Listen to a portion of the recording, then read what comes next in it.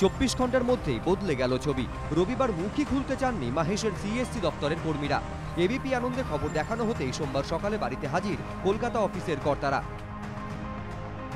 এদিন সকাল 11টা নাগাদ হুগলির শ্রীরামপুরের যাত্রায় মৃত রেশমি দালালের বাড়িতে আসেন সিএসসির কলকাতা অফিসের 3 আধিকারিক।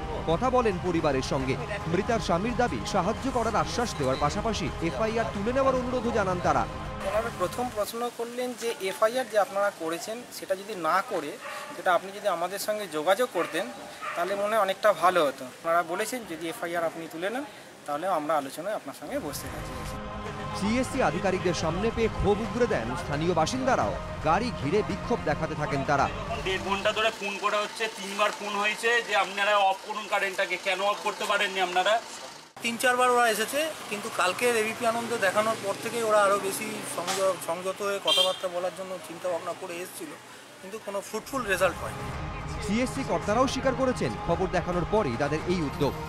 গত 1 তারিখ সন্ধ্যায় 6 বছরের মেয়েকে টিউশন থেকে নিয়ে বাড়ি ফিরছিলেন বছর 35-এর রেশমি দালাল। শ্রীরামপুরের যাত্রায় বাড়ির কাছেই মাথার ওপর ছিঁড়ে পড়ে বিদ্যুতের তার। ঘটনাস্থলে মৃত্যু হয় মহিলার।